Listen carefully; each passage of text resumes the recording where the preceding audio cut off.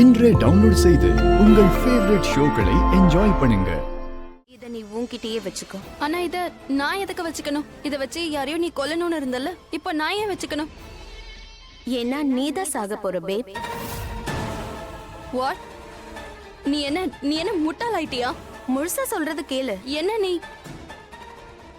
நீ ஜஸ்ட் சாகுற மாதிரி டிராமா பண்ணணும். அண்ட் டோன்ட் வரி, இது ரொம்ப மைல்டா இருக்கும். இதனால ஒன்னும் ஆகாது. வாயில இருந்து நொரதா வரும், நீ மயக்கம் போட்டு விழுவ. அண்ட் எனிவே நான் டாக்டரை வர சொல்லிடுவேன். So no no big no, not at all. நான் இதெல்லாம் கண்டிப்பா பண்ண மாட்டேன். ஒருவேளை நான் நிஜமாவே செத்துட்டா எல்லாமே கெட்டு போயிடும், எல்லாம் சொதப்பலாயிடும். ஒருவேளை டாக்டர் வரலனா அப்ப கூட எதுவும் ஆகாது, உனக்கு எதுவும் ஆகாது. ஆனா இதனால மத்தவங்க ரொம்ப பாதிப்பாங்க, ஸ்பெஷலி ரிஷி ஓப்ராய். எல்லாரும் ரொம்ப பயந்துருவாங்க. அப்புறம் ரிஷி அவன் பயப்படுறது மட்டும் இல்ல, அவன் கில்ட்ல செத்துருவான்.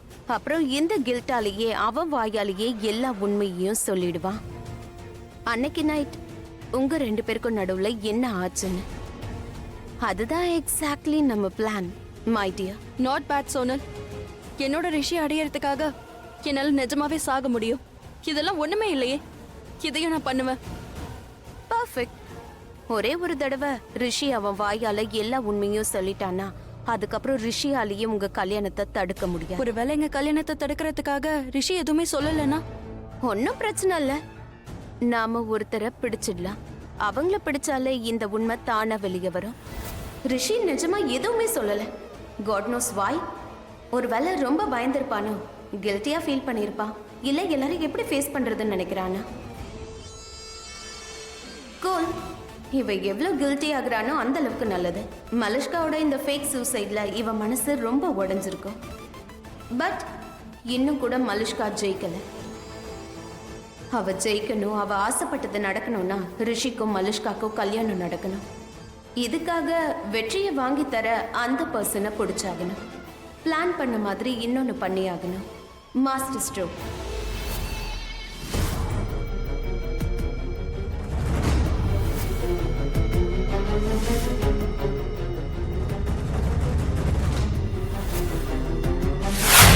யோசி, மலிஷ்கா இன்னைக்கு என்ன பண்ணா? இன்னைக்கு தப்பிச்சிட்டா. ஒருவேளை நாளைக்கு திரும்பவும் அவ இந்த மாதிரி பண்ணிட்டானா, ஒருவேளை திரும்பவும் ரிஷி அவளை கல்யாணம் பண்ணிக்க முடியாதுன்னு சொல்லிட்டானா, அப்புறம் என்ன ஆகும்? ஒருவேளை இந்த அளவுக்கு அவன் அன்னைக்கும் லக்கியா இல்லாம போயிட்டானா, ஒருவேளை அவளுக்கு ஏதாவது ஆயிடுச்சுன்னா, உன்னால உன்னை மன்னிக்க முடியுமா? உன்னால அவளை காப்பாத்தி இருக்க முடியும், ஆனா காப்பாத்தலன்ற கில்ட்ல இருந்து உன்னால வெளியே வர முடியுமா? அப்புறம் லக்ஷ்மி மலிஷ்கா மட்டும் இல்ல, ரிஷியும் தான். உனக்கு ரிஷிய பத்தி நல்லா தெரியும்ல. எல்லார்கிட்டயும் ரொம்ப கேரிங்கா இருப்பான், ரொம்ப நல்லவன்.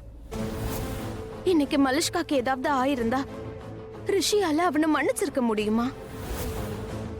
அவன் உடைஞ்சு போயிடுவான் லக்ஷ்மி. ரிஷி உடைஞ்சு போயிடுவான். அவன் வாழ்நாள் முழுக்க அவனாலதான் மலிஷ்கா இன்னைக்கு உயிரோட இல்லைன்னு நினைப்பான். அப்ப நீ என்ன பண்ணுவ? அவனை காப்பாத்துவியா? உனக்கு இது தெரியுமா தெரியாதுன்னு தெரியல, பட் ரிஷி மலிஷ்காவ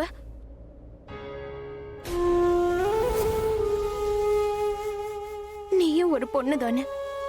ஒரு பொண்ணுக்கு அவளோட மானம் எவ்வளவு முக்கியமானதுன்னு உனக்கு தெரியும்ல.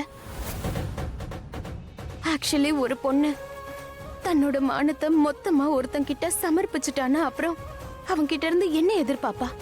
இது மட்டும் தானே. அந்த பையன் அவளுக்கு மரியாதை கொடுக்கணும் தானே, அவளை காப்பாத்தணும், அவ கூட இருக்கணும்னு நினைப்பால. ஆனா ரிஷி என்ன பண்ணா? அவன் மலிஷ்கா கூட எல்லாத்தையும் பண்ணதுக்கு அப்புறமும் கூட அவளை கல்யாணம் பண்ணிக்க மாட்டேன்னு சொல்லிட்டா. உண்மையிலே மலிஷ்கா நினைச்சிருந்தா ரிஷி மேல ரேப் கேஸ போட்டிருக்க முடியும். ஆனா அவ அப்படி பண்ணல. ஏன் தெரியுமா? ஏன்னா மலிஷ்கா ரிஷிய ரொம்ப காதலிக்கிறா. ரிஷியும் அவளை அதே அளவுக்கு காதலிக்கிறான். ஆனா அவளை கல்யாணம் பண்ணிக்க மாட்டேங்கிறா. அதுக்கு நீதான் காரணம். ஏன்னா அவனால உன்னை விட முடியல. அதனால ப்ளீஸ் ப்ளீஸ் நான் உன்கிட்ட கெஞ்சி கேட்டுக்கிறேன் லக்ஷ்மி. ப்ளீஸ் என்னோட ஃப்ரெண்டை காப்பாத்து. அவ ரிஷிய கண்டிப்பா கல்யாணம் பண்ணிக்கணும், இல்லைன்னா அவ செத்துருவா. இப்படி நடக்க விடாத லக்ஷ்மி. ப்ளீஸ் ப்ளீஸ் என்னோட ஃப்ரெண்டை காப்பாத்து லக்ஷ்மி, ப்ளீஸ். என்னோட ஃப்ரெண்ட காப்பாத்து.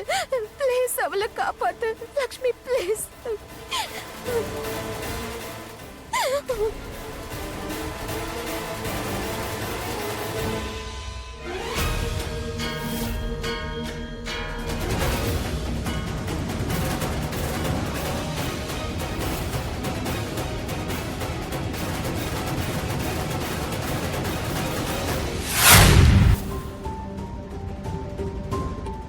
அட கடவுளே, என் பொண்ணு சீக்கிரமா கண் முழிக்கணும்.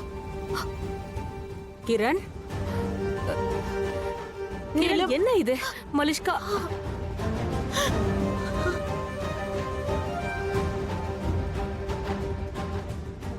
சோனல் எனக்கு ஃபோன் பண்ணா. அவதான் மலிஷ்கா பாய்சன் குடிச்சத சொன்னா. இவள நினைச்சு ரொம்ப கவலைப்பட்டேன். டாக்டர் டாக்டர் இப்ப இவ டேஞ்சர்ல இல்லன்னு சொன்னாரு. ஆனா இன்னும் இவ கண் முழிக்கவே இல்ல. கிரண், கிரண் நீ அழாத. மலிஷ்காவுக்கு எதுவும் ஆகாது, நான் இருக்கேன்ல. இந்த இந்த சோனல் எங்க போனா? சோனல் வந்துடுவா. நீ இந்த மாதிரி அழுதுட்டு இருக்காத, தைரியமா இருக்கணும், சரியா? எப்படி அழாம இருக்க முடியும் நீலம், சொல்லு. இவ எனக்கு ஒரே பொண்ணு. இன்னும் இவ திரும்ப திரும்ப இவ லைஃபோட விளையாடிட்டு இருக்கா. பசங்களுக்கு நாம எப்படி புரிய வைக்கிறது? ரொம்ப கஷ்டப்பட்டு இவளை நான் வளர்த்தேன். ஆனா அத பத்தி இவ கொஞ்சமாவது யோசிக்கிறாளா? இவ வளர்ந்ததுக்கு அப்புறமா எனக்கு சப்போர்ட் பண்ணுவான்னு நினைச்ச. எனக்கு சப்போர்ட் கூட பண்ண வேண்டாம். ஆனா இப்படி இவ பண்ணாம இருக்கலாமே. இவளை பாத்துக்கலாம்ல. கிரண், தயவு செஞ்சு இப்படி அழாத. நீ நீ ஒண்ணு பண்ணு. நீ என் கூட வெளியே வா. இங்க இருந்தா மலிஷ்காவை பார்த்து பார்த்து அழுதுகிட்டே இருப்பேன். உன் ஹெல்த்தையும் பாத்துக்கணும்னு டாக்டர் சொன்னாங்கல்ல. அண்ட் ரிஷி தான் இங்க இருக்கான்ல. யாமாம். ரிஷி மலிஷ்கா கூட இருப்பான். நீ வா.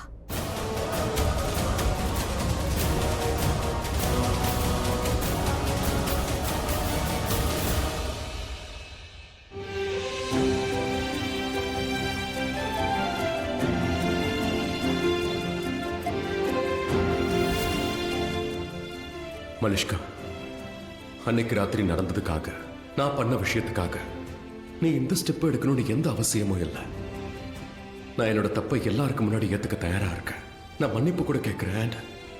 எனக்கு என்ன தண்டனை கிடைக்குதோ அதை நான் பிராயச்சித்தமா கூட ஏத்துக்கிறேன். என்ன ஆனாலும் சரி.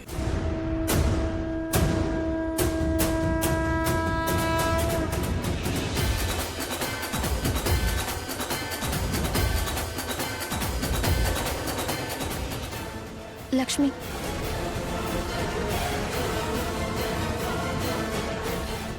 மலிஷ்காக்கு கால் பண்ணி நான் ஆன்ல வச்சுட்டேன். இப்ப இவங்க 2 பேரும் பேசுறத என்னால நிம்மதியா கேட்க முடியும். லக்ஷ்மி, நான் இப்ப வந்துடுறேன்.